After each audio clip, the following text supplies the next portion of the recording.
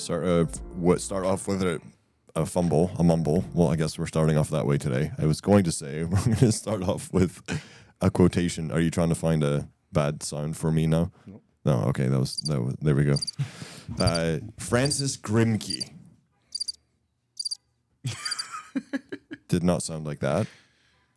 The aim of our preaching should be to bring Christ to the front, to set forth his ideals and principles, and to live them ourselves, and to get others to do the same. Hopefully that's what happened on Sunday as we continue through the Gospel of Mark.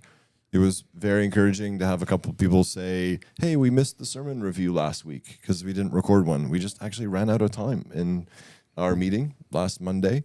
And then we didn't record one yesterday because none of us were here. And so we're very specially setting aside time to record a sermon review podcast this week, just so we keep in the rhythm. We're encouraged that people listen to it. We're glad to hear that it's helpful. I got some life group questions I want to start off with this afternoon as we were recording this on a Tuesday, because you are faithful to send them in. We don't always get to them, so we'll start there this week. First question, and then we can get to our reflections on the sermon. First question is, why doesn't Jesus say, we were in Mark 5:21 through 43. I think those were the references, the healing of the raising of Jairus' daughter, and the healing of the woman who had had a flow of blood for 12 years. And so the question that came was, why doesn't Jesus say to the woman or to the little girl, your sins are forgiven? So earlier when he healed the paralytic, he started there. Your sins are forgiven. And then to demonstrate that he has authority on earth to forgive sins, he heals the paralytic. But he doesn't say anything like that here. Now, what I will point out is very interesting is that when Jairus comes to Jesus and asks for Jesus to come lay his hands on his little girl so that she may be made well, and then when Jesus says, your faith has made you well to the woman, the word that Mark, in the original language there, is the word where we sometimes get salvation. So later in Mark's gospel, it does talk about, uses the same word that it refers to the healing of Jairus' daughter, and the woman is also referred to salvation from sins. And so in those contexts, they were expecting physical healing. Jesus is referring to physical healing, but I think we need to step back and see that in the larger context of Mark's gospel, and that the peace that Jesus brings is not merely physical or merely spiritual. It is all of the above. He heals, he restores. We're going to have resurrection bodies. The former things are going to pass away. There isn't going to be pain. There isn't going to be tears. There's not going to be sickness. There's not going to be sorrow. There's not going to be the separation that sin brings about in a relationship with God, and how that ruins our relationship with others and the creation. The peace that Jesus brings, the wholeness that he brings, encompasses all of it. Here is highlighting the physical. But in the context of Mark, we see that word that's used elsewhere. Our minds should be turning and seeing the bigger picture. So, I appreciate that, because it's the Messiah. These healings, this exercise of authority, is pointing to the fact that he's the Messiah. But what's the Messiah really here for? He's here to save. Yeah, absolutely. CSB says, your faith has saved you. There you go. So the Christian Standard Bible translating it that way, it's a legitimate translation of that word. And in this case, they're saved from disease, saved from death. But again, in the broader context, that is a result of and a fruit of the salvation that we have from sin. One of the things I noticed, and we talked about that, is this is a life group, but we met very late in the week. But there's so many parallels in this text. There's the parallels of falling at Jesus' feet. There's parallels of, you mentioned this one, that the daughter is 12 years old and the woman has suffered for 12 years. They're both women. They're both referred to as daughters. Jairus refers to his daughter, and then Jesus calls the woman his daughter. And then we also see the reference to faith, which we just talked about, and then we also have this uncleanness, right? the woman with the bleeding is unclean ceremonially. The touching the little girl after she's died would normally make someone unclean, right? There's just these parallels, and just wondering what are some of the significance of those as Mark, because Mark is intentionally including them in his text. And I'll step back a little bit farther to say that some of those themes or some of those parallels are in the previous passage too. Yeah, notice Right? that. Yeah, The we demon- noticed that. The demon-possessed man falls at Jesus' feet. He's been in the place of the dead, so he's unclean. Mm-hmm. And I don't know if there's any reference in that text to Jesus touching that man, but aside, then the demons go into an unclean animal that runs down Pigs. into the for sure. So there's just uncleanness everywhere. Now Mark doesn't seem to draw like a lot of attention to it. If we know our Bibles well, we know it's there, we see it. Mark doesn't highlight it. Yeah. But I do think it's worth noting that when Jesus encounters that which is unclean, he doesn't become unclean himself. He makes that which is unclean clean. Yes. Same with the man with the leper, right? He was earlier. Jesus reaches out and touches him, and so I think that just is saying something remarkable about who this one is, Yeah. and what he brings about as we are in close proximity with him. But not merely that, because the emphasis in this passage is on the faith of Jairus, who believes that Jesus can heal his daughter, the woman who believes that she can be healed by just touching his garment. So those are good things to identify. Yeah, those parallels are being highlighted. The parallels of faith and belief. Absolutely, for sure. Yeah. And one group asked a question, is Mark's main point on the need to have faith/belief? Did the woman and the father's faith bring about the healing? No, Jesus brought about the healing. Yes. But it was the object of their faith, the person of Jesus Christ, that it resulted in their being healed by him. Mm-hmm. So it's not that, I think it's important to make that distinction. Yeah, and we've talked about that many times, that our confidence or our faith is as good as the object of it. Yes. Yeah, so weak faith, strong faith, it's the object. That object of our faith, the one that we behold by faith, is the person of Jesus Christ. Speaking of weak faith, do you want to say something? Go ahead. I'll go. Fine, I'll go. I'm going to talk about how it impacted me. So if you got something to add. I was just going to say, you also mentioned on Sunday how the man's sight needed to shift from his circumstances to Jesus. Yes. And sometimes it's the strength of our faith. Sometimes it's also the outlook or our disposition towards our circumstances. And when we look and we say, well, this is too difficult. My daughter is dead at this point. Yes, that's a sign of how strong our faith is. But it also is a need to be looking past the immediate and recognize that Jesus is far more powerful than what we perceive. So yes, we also need to shift from the strength of our faith to the object of our faith, but we also need to shift from our circumstances to the object of our faith. That's good. I shouldn't have let you go first, because that was the very point. Yes. Word perfect. So you say. Word perfect. It's here in writing. You got evidence in Got it writing. in writing.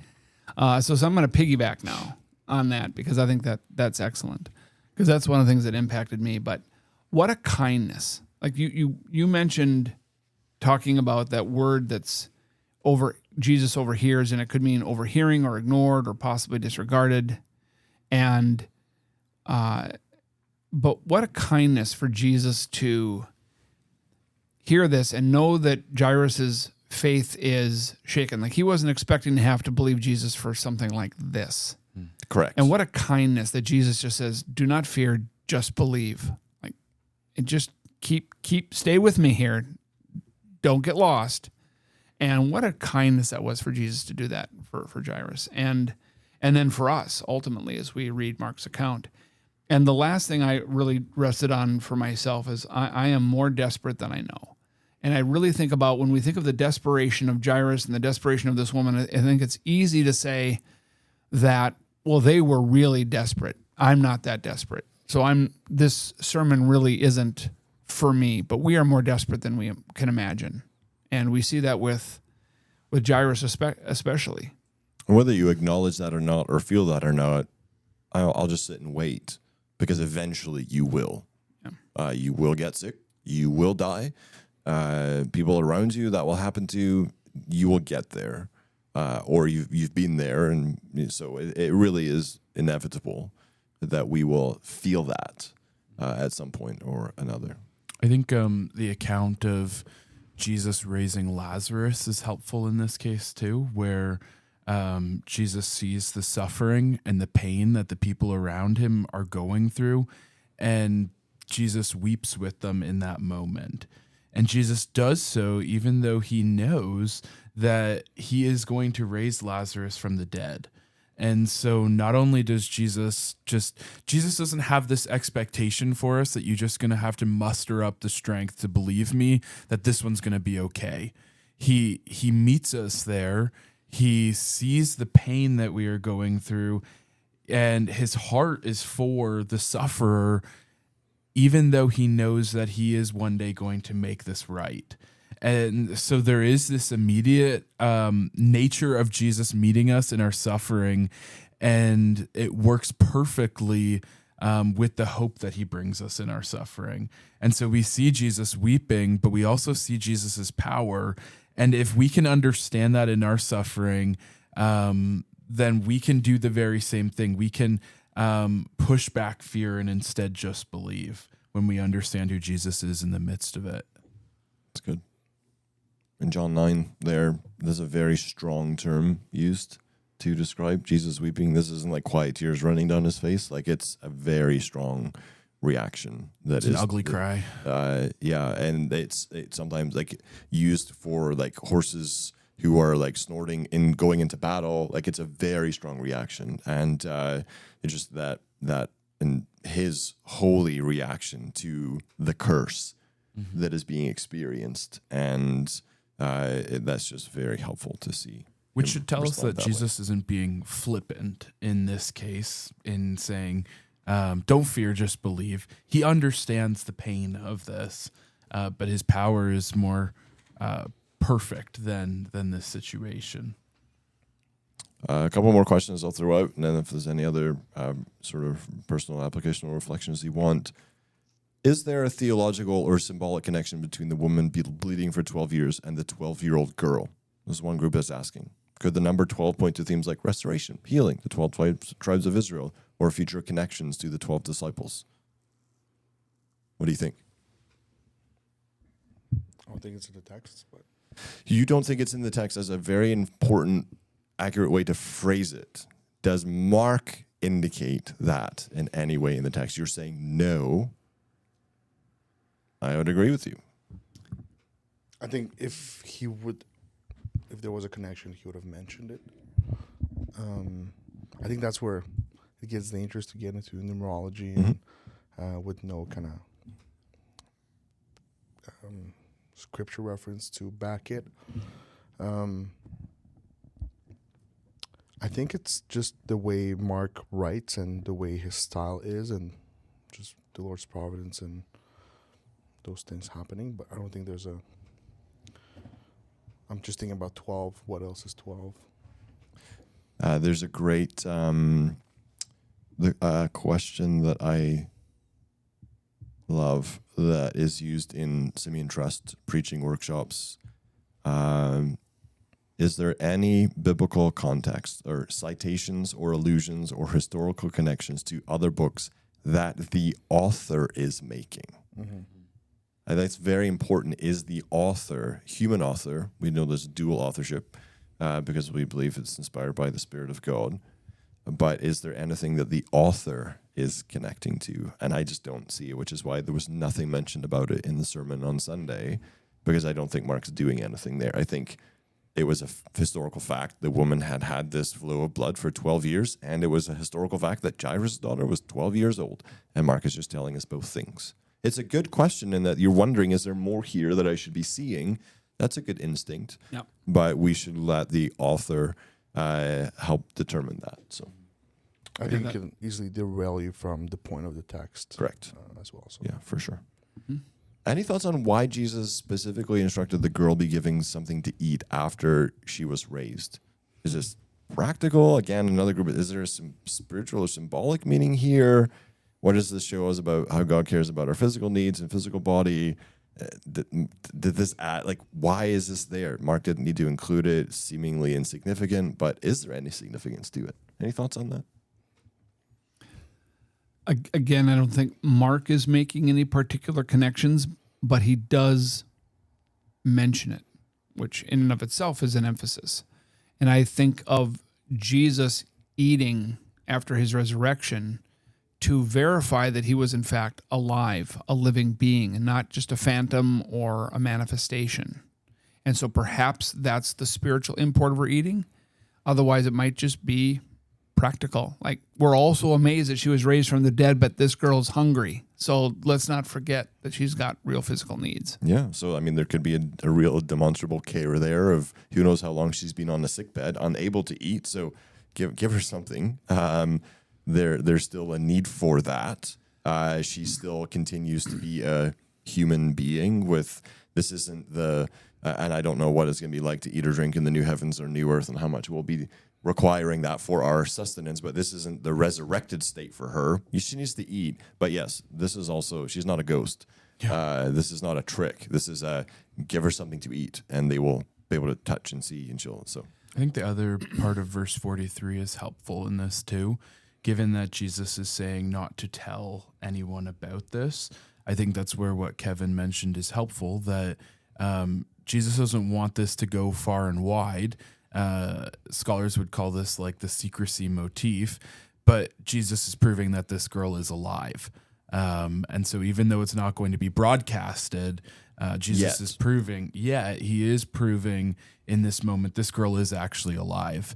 This isn't a trick that we're pulling off here. Good. I think it is a proof to show that this person really came back to life. It's not like, oh, she's just standing. I think it's to, there's no doubt that she is alive. She's eating. So. I think it's another verification too that the healing is a complete healing. Yep. Right? That she's not just alive, but she's healthy and well and hungry and can eat and can hold down some food. It's another sign that it's a complete healing. Mm-hmm. She's up. She's walking around. Mark mentions that, right? She instantly is getting up. It's like Peter's mother-in-law instantly beginning to just take care of the guests in her house after she is healed from what's ailing her and causing a fever similar. So it's good. Any other comments, brothers, you want to make about the sermon, application, thoughts, questions, comments? I had a question for you.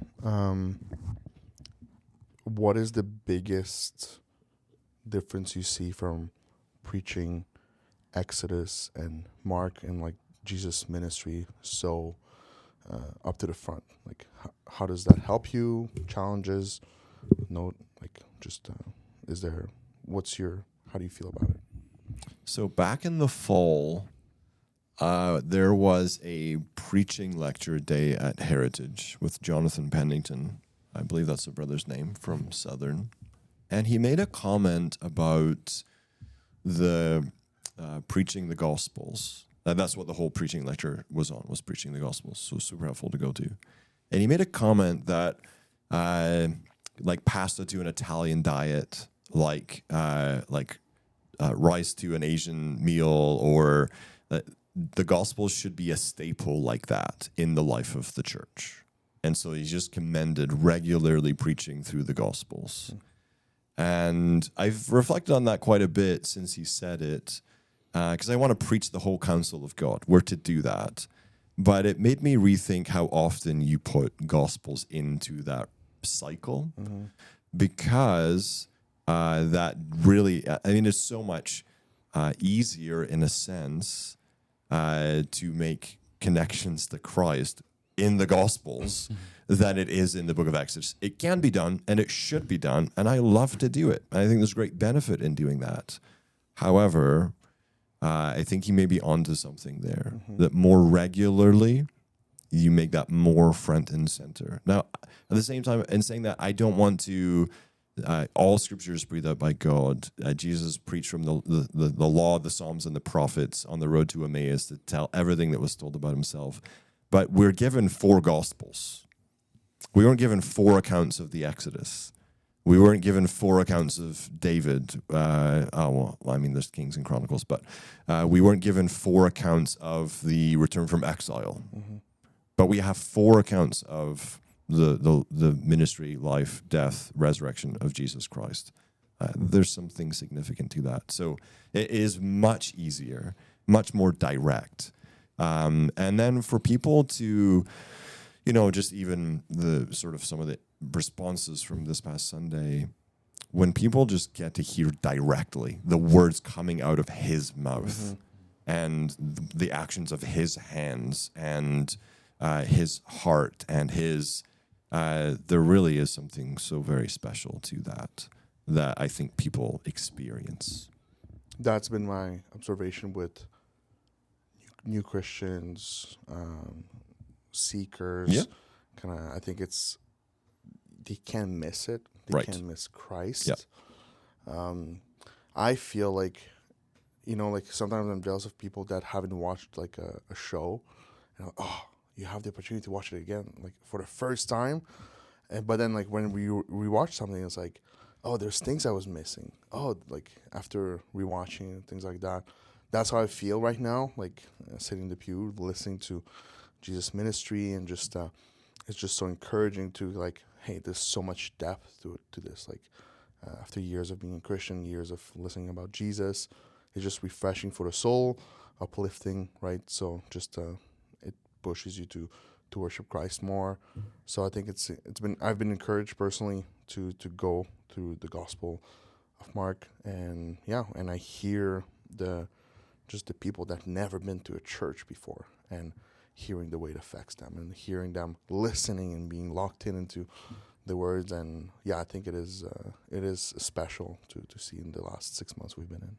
It's good. Yeah. When I became a Christian through the ministry of Hesper Baptist Church, Mark was being preached, and so I still recall quite vividly actually sermons, because these were first ones I was actually like hearing as someone who was born again, and so I still remember portions of Mark. And so it's just, I've never preached Mark before. I've preached some of Luke, I've preached John, but to be in Mark and just kind of revisit some of that territory has been really neat. So, good question. Going once, going twice. Anything else you guys want to say about What's ahead? Jesus is amazed in the next section. And the only thing that Jesus is said to be amazed at in the Gospels is unbelief. That's what comes next.